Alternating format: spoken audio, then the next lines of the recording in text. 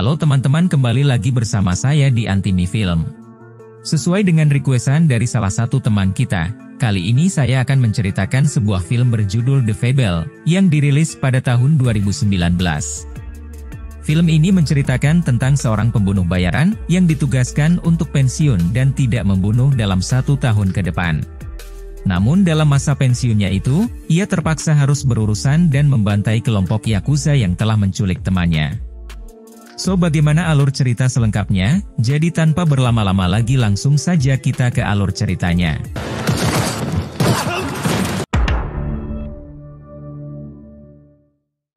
Di awal film kita diperlihatkan kepada sekelompok gangster Yakuza yang sedang mengadakan pertemuan kerjasama.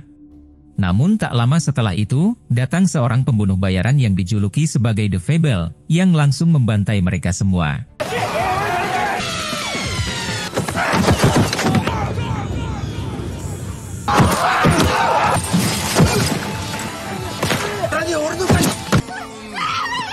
Setelah menghabisi semua Yakuza di sana, Fable pun bergegas pergi, sebelum para polisi datang ke tempat itu.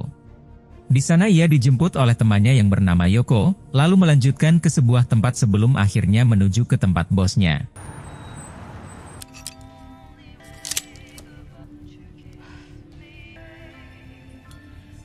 Setelah itu Fable dan Yoko pun menemui bos mereka, untuk melapor dan menanyakan misi baru apa lagi yang harus mereka lakukan. Namun di sana, sang bos malah memerintahkan Fable dan Yoko untuk menjadi orang biasa, dan tidak boleh membunuh siapapun dalam 1 tahun ke depan. Mereka juga diberi identitas baru sebagai kakak beradik, dan akan ditugaskan ke Osaka untuk berbaur menjadi warga biasa. Dan jika Fable melanggarnya, maka sang bos akan bertindak dan tak segan untuk menghabisinya.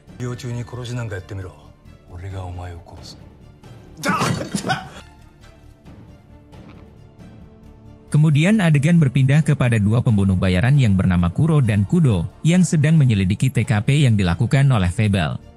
Saat itu mereka menyimpulkan bahwa pelaku pembantaian ini adalah Fable, sang legenda pembunuh bayaran yang dikenal sangat sadas dan berbahaya. Sampai karena hal itulah kini keduanya pun berambisi untuk memburu Fable demi merebut gelar legenda pembunuh bayaran yang disandang oleh Fable. Di balik itu terlihat Fable yang saat itu disuruh oleh bosnya untuk tidak membawa senjata jenis apapun ke Osaka. Namun, ketika Fable melihat pistol kesayangannya, dia pun nekat membawa senjata itu tanpa sepengetahuan bosnya. Singkat cerita, kini Fable dan Yoko pun berangkat ke Osaka, sesuai dengan perintah dari bos mereka. Di sana sang bos menitipkan mereka pada kelompok Yakuza yang dipimpin oleh Hamada, yang kemudian memerintahkan bawahannya yang bernama Ebihara untuk menjaga mereka selama di Osaka. Namun kepindahan Fable ke kota Osaka tersebut kurang tepat, karena di waktu yang sama tangan kanan Ebihara yang bernama Kojima, yang terkenal kejam dan susah diatur akan segera bebas dari penjara. Di sisi lain Ebihara yang penasaran dengan kemampuan Fable, memerintahkan bawahannya untuk menghajarnya agar Fable mau memperlihatkan kemampuannya. Namun saat itu Fable berusaha tidak melawan dan pura-pura tak berdaya, mengingat ia diperintahkan untuk menjadi orang biasa oleh sang bos. Setelah itu Fable bertemu dengan wanita yang bernama Misaki, sampai singkat cerita Misaki mengajak Fable untuk bekerja di sebuah perusahaan. Sementara di sisi lain, salah satu anggota Yakuza lainnya yang bernama Sunagawa, ia mengetahui jika Kojima akan segera dibebaskan dari masa tahanannya.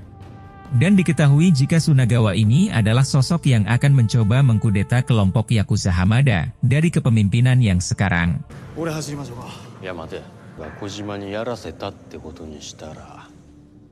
Singkat cerita, kebebasan Kojima pun disambut baik oleh Hamada dan Ebihara.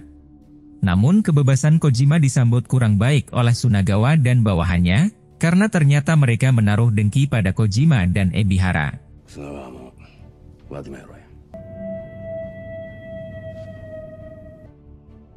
Pada malam harinya terlihat Kojima yang menemui Fable, yang saat itu berada di kediaman Ebihara. Namun di waktu yang bersamaan, ternyata Ebihara terkena serangan jantung, sehingga ia harus segera dilarikan ke rumah sakit.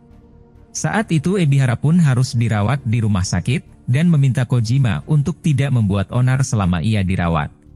Namun, mengingat Kojima adalah orang yang susah diatur, ia malah mendatangi Misaki dan menawarkan pekerjaan haram, sebagai penebus hutangnya kepada kelompok Yakuza Hamada. Pada awalnya Misaki pun menolak pekerjaan tersebut, namun ia terpaksa harus menerimanya karena Kojima mengancam akan melukai ibunya. Dan ketika Misaki hendak menandatangani kontrak tersebut, tiba-tiba saja Kuro dan Kudo datang, lalu menculik dan membawa mereka ke sebuah tempat. Di balik itu Ebihara yang mengetahui jika tangan kanannya diculik seseorang, meminta Fable untuk menyelidikinya. Sampai akhirnya kini mereka pun mengetahui jika Kojima dan Misaki dibawa ke suatu tempat atau markas dari Sunagawa. Dan ternyata dalang dibalik penculikan ini adalah Sunagawa, yang memerintahkan pembunuh bayaran andalannya, yaitu Kuro dan Kudo. Selain itu kedua pembunuh bayaran ini memanfaatkan penculikan Misaki untuk memancing Fable, mengingat mereka berniat akan memburu Fable demi menyandang legenda pembunuh bayaran. Sementara Sunagawa sengaja menculik Kojima agar ia dapat dengan mudah menyingkirkan Ebihara, hingga mereka dapat lebih mudah untuk mengkudeta organisasi Yakuza Hamada.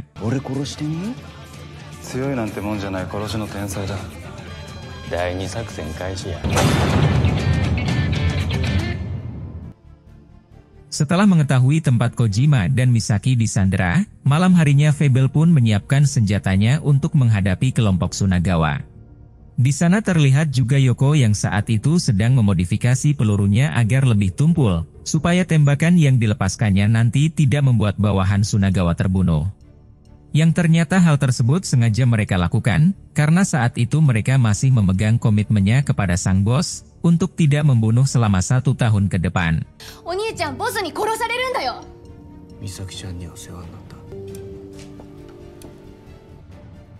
Di tempat lain ternyata sang bos menemui Ebihara, lalu mengancam akan membunuh Ebihara jika dalam aksinya nanti Fable membunuh seseorang.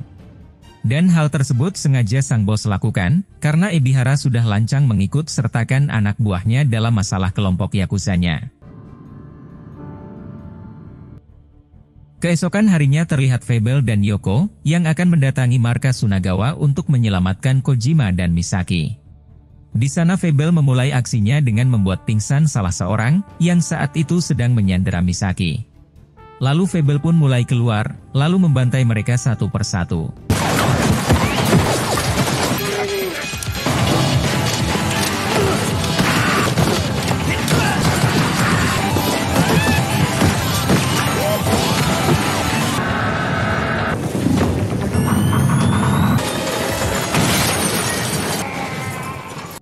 Sampai akhirnya Fable pun berhasil membebaskan Kojima, namun saat akan keluar anak buah Sunagawa yang lainnya datang, sampai pertempuran pun kembali terjadi di sana.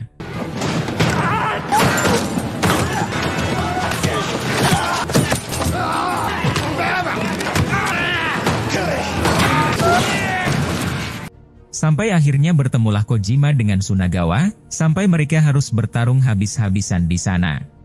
Dan meski awalnya Kojima tampak kewalahan, namun akhirnya Kojima dapat menghajar Sunagawa sampai mereka berdua terkapar.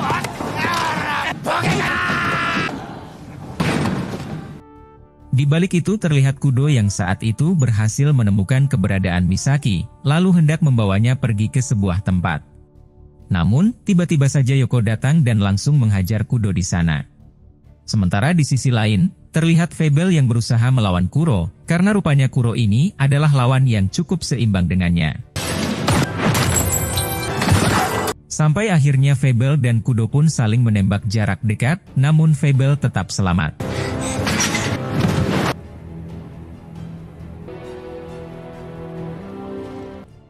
Setelah kejadian itu terlihat Misaki yang diantar oleh anak buah Ebihara, yang menyamar sebagai Fable agar Misaki tidak curiga. Lalu di sana ia disambut oleh Fable, yang saat itu memberikan sebuah lukisan yang sebelumnya sempat ia janjikan.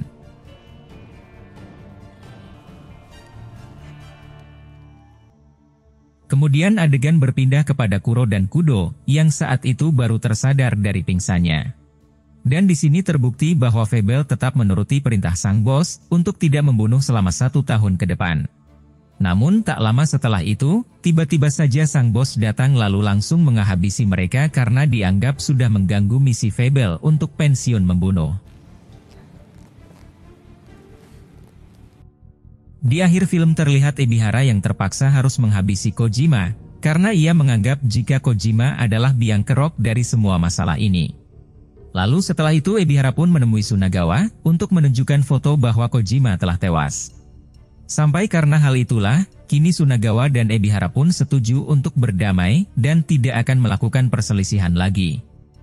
Lalu, film pun selesai. Nah, jadi itulah tadi alur cerita filmnya guys.